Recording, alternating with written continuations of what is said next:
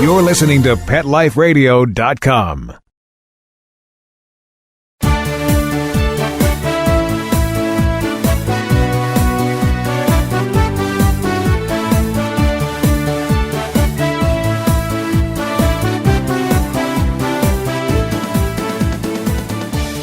Hi, I'm Chris Onthank, and welcome to the Canine Master Radio Show. Do you find yourself calling your dog's name only to have him look at you and go, "Yo, man, what's going on? I'm heading out over here, or I'm running into the trees, or I'm going to go sniff the grass"? If so, you're not alone. So many people are sitting there calling their dogs, and they don't respond. This is a very common problem. It's probably one of the most important things to teach your dog. Every year, dogs are running into the street. Some of them get hit by cars. Some of them run away, can't get your dog back.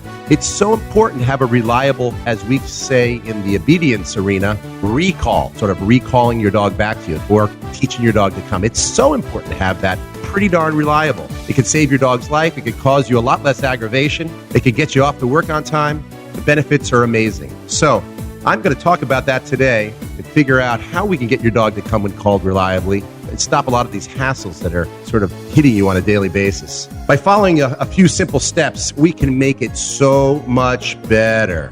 And I promise you, if you do the things I'm about to tell you to do, you're going to have a pretty darn reliable recall, and your dog's going to come when called. We've got lots to cover, and we're going to get started right after these messages from our sponsors.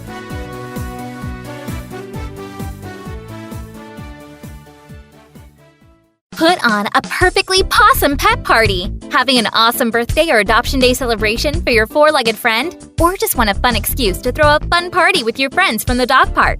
Deck out your party with Molly and Bandit Pet Party accessories. Party products designed specifically for pets. There are wearables, including adjustable pet party hats, bow ties, and tutus. The photo prop kits include funny glasses and hats. The party supplies and decorations include coordinating table covers, party banners, cake decorations, and treat bowls, cups, and bags. Everything you need to create great memories and Instagram-worthy photos. They're available in 2 colorful themes, tropical and fireman. It's a dog's life.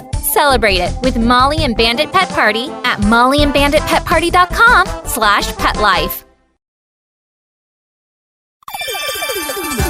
Let's talk pets on PetLifeRadio.com.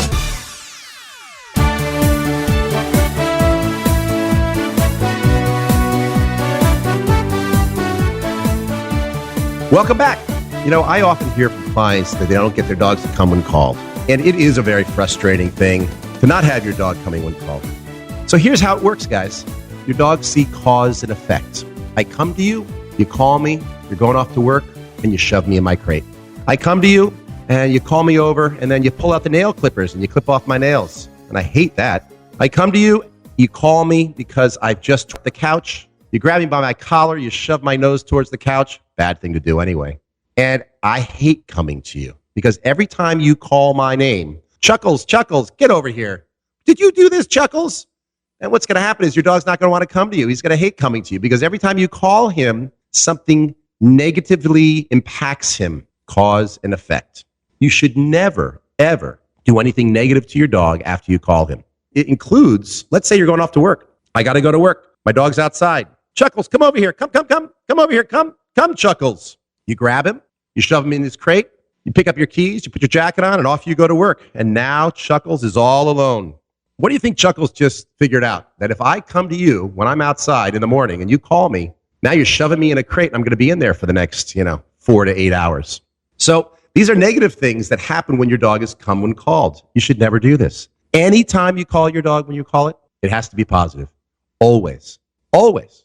So never call your dog and punish him. Shouldn't do that anyway. You're supposed to catch your dog when he's thinking about it or in the act. Remember, we've talked about that a bit over the last few shows. Catch your dog in the act. So you never punish him after the fact anyway. Never call your dog and put him in his crate. So what do you got to do? The dog's outside. You got to get going to work. So what do? So call your dog into the house. When he comes in, love him, maybe give him a treat.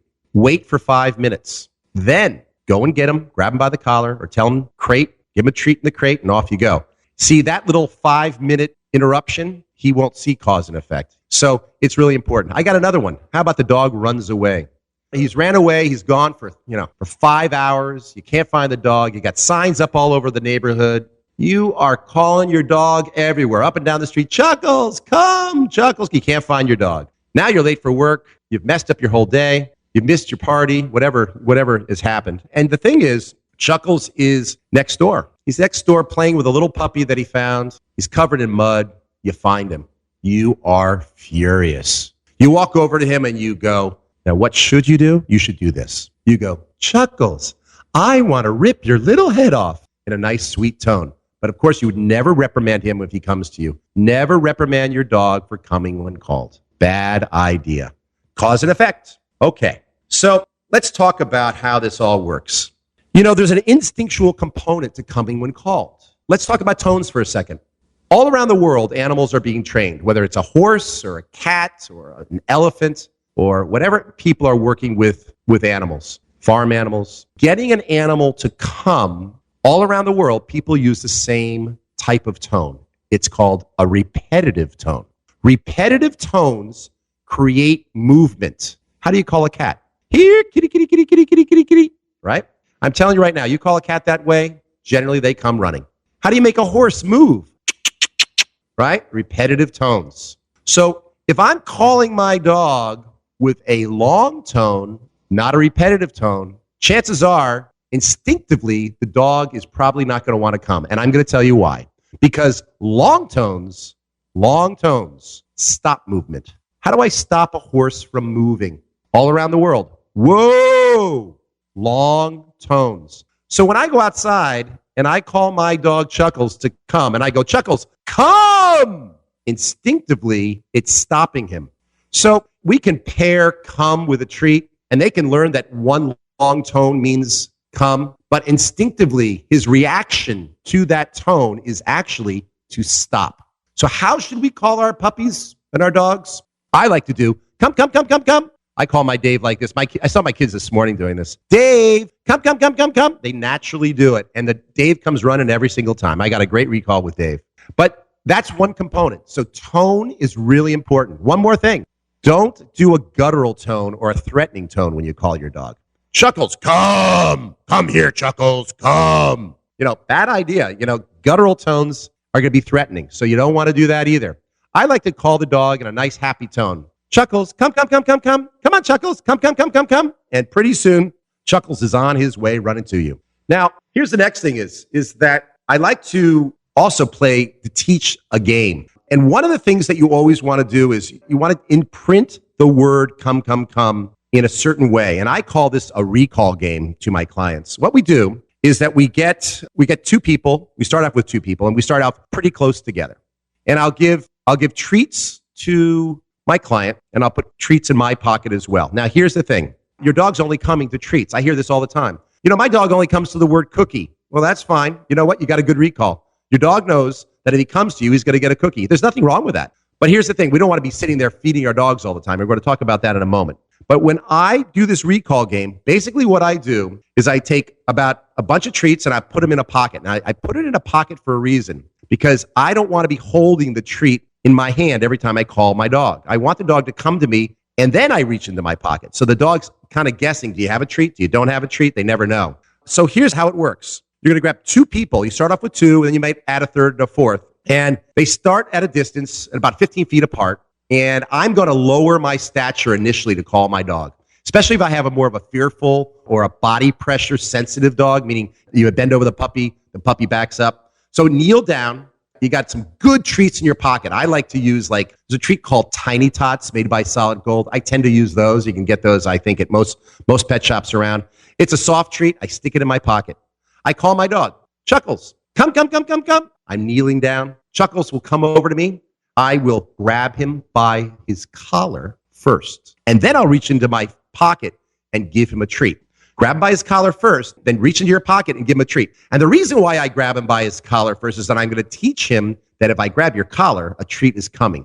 How many times do we see dogs when you go to reach for them, they back away? They play the keep away game, and they get to know that this is a game. We don't want this to develop. So I call my dog, Chuckles, come, come, come, come, come, reach out, grab his collar. Then I go into my pocket and I give him a treat. Now I stand up and I have my assistant or my wife or my son or my daughter play this game. And they kneel down and they go, Chuckles, come, come, come, come, come. And then Chuckles runs right over. They grab the collar, go into their pocket, and give him a treat. And you repeat that a few times. So all of a sudden, Chuckles is starting to figure out, when you say, come, come, come, come, I run over you and I get a treat. Now you're going to actually increase your distance. So I start off at about 15 feet. Now we're going to back away from each other a little bit. And we're going to always start this game inside. You're not going to start this game outside because there's too many distractions. Remember, we're imprinting the word come, come, come, come. We're teaching your dog that come, come, come, come is a good thing and that good things happen when you say that. Okay, now we get that inside. You know what we might do is now we might go into another room. So the dog is running back and forth.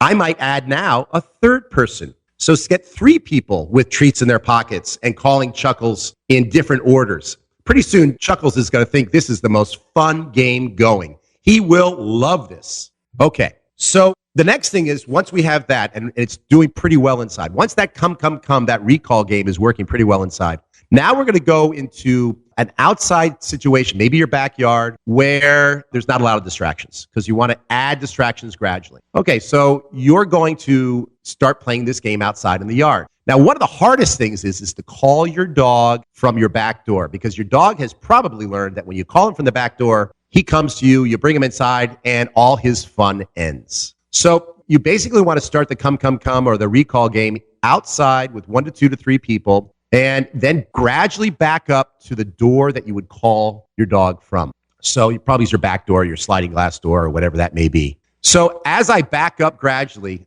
I now call Chuckles to the back door. Chuckles comes running into the house or right to the back door. I step behind the threshold, so now I'm actually inside. Chuckles comes in. I grab his collar, go into my pocket. I give him a treat, and now I let go of him and let him go back outside again. And then I'm going to repeat it. I'm going to repeat it over and over and over and over and over again until the dog gets the idea that if I come running to you and I get a treat, good things happen. And many times I get to go back outside again. So these are the kinds of things that we're going to want you to do over and over. And you're going to find that it really becomes a pretty reliable recall. All right. Now, a lot of people are asking me, Chris, do I have to have a treat in my pocket for the rest of my life? Well, I tell you what, it's something that we're going to talk about after a few words from our sponsors. Back to you soon. Sit. Stay. We'll be right back, right after we kibble a little with our sponsors. Does your dog itch, scratch, stink, or shed like crazy? Come to Dynovite for help. Order a 90-day supply of Dynovite. Dynovite is nutrition. Pick up 2 bottles of Lico Chops. Get the 3rd bottle free. New improved Lico Chops with omega-3, omega-6, vitamin E. And now, 6 extra direct-fed microbials. Even better for the digestive tract and immune system. Try Lico Chops. Buy 2, get 1 free. At Dynovite.com. DINOVITE.com. Let's talk pets Let's talk pets on Pet Life Radio. Pet Life Radio. PetLifeRadio.com.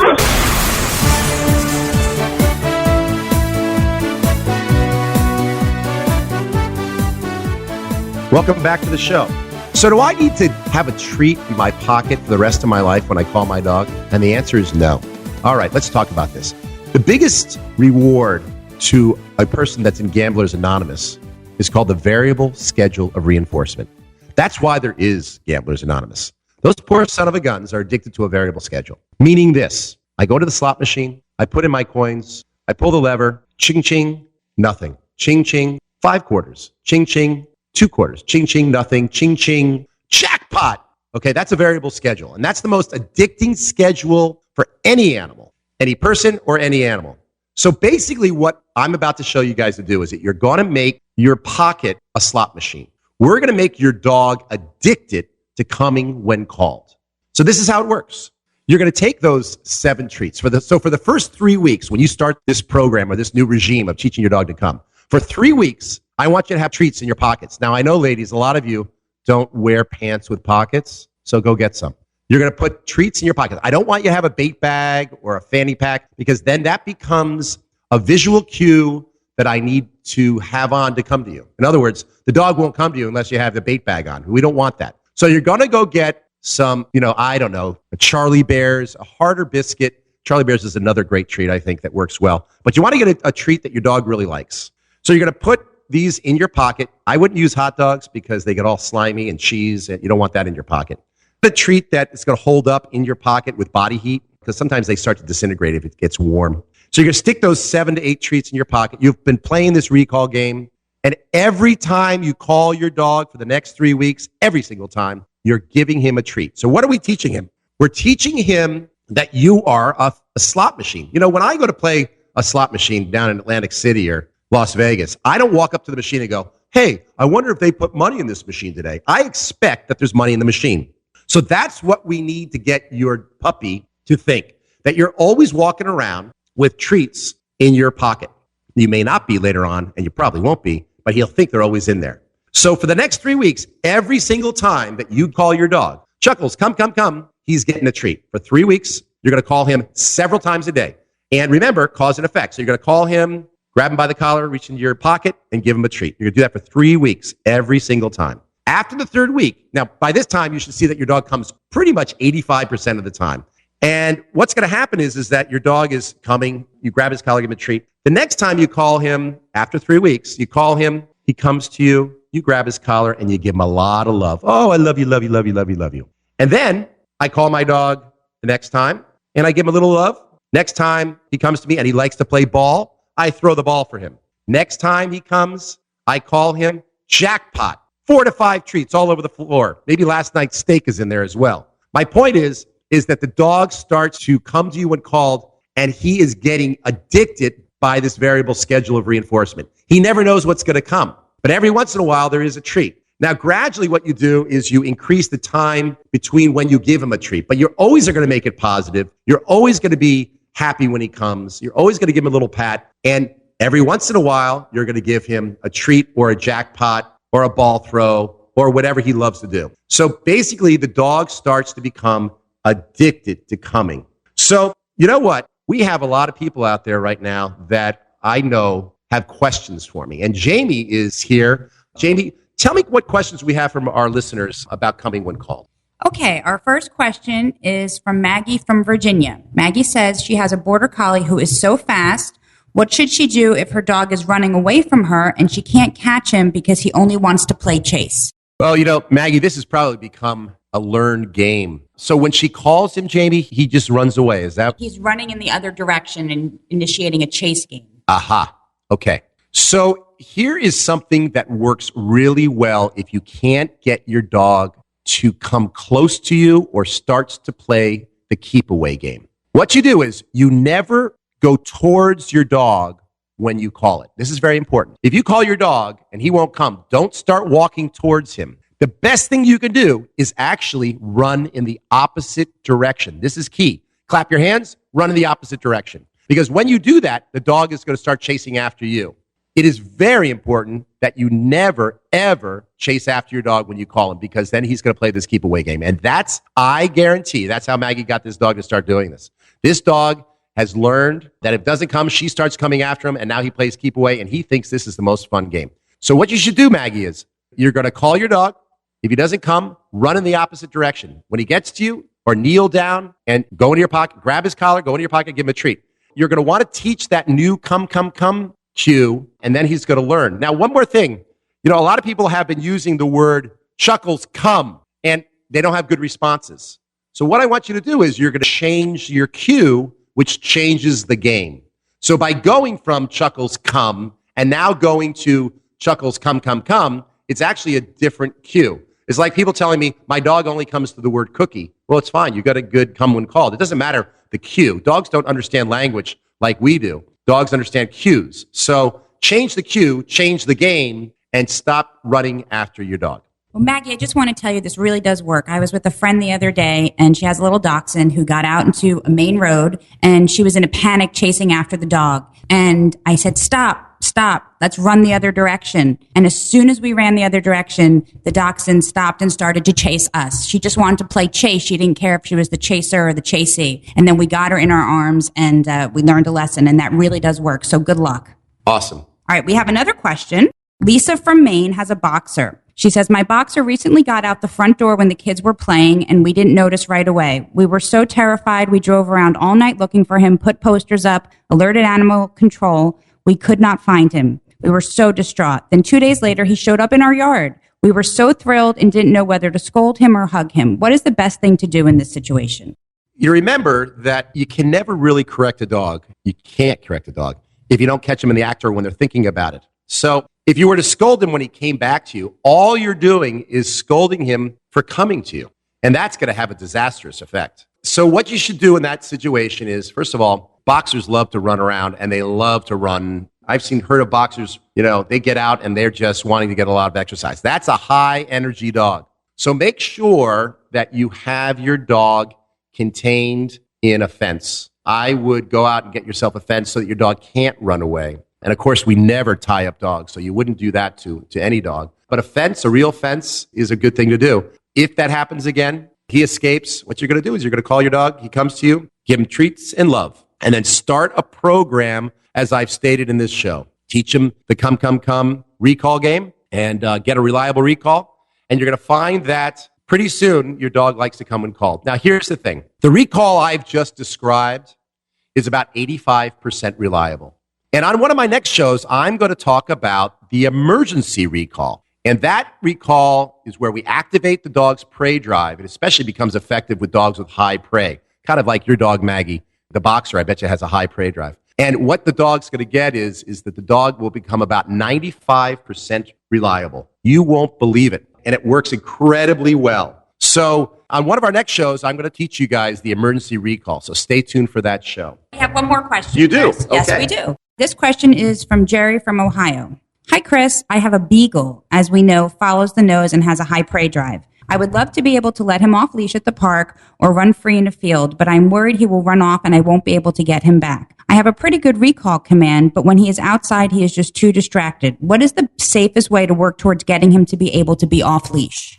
Well, beagles are hunters. And once they get off, it's really hard. And again, this would be a dog that would be great for that formal or emergency recall that we're going to talk about. With a beagle, you need to be that dog's leader and you control the hunt, not the dog. So basically, we talk about how to become your dog's leader and how to get your dog to follow you. Teaching your dog to walk behind you and take your lead is a good way of doing that, especially with the hunting breeds.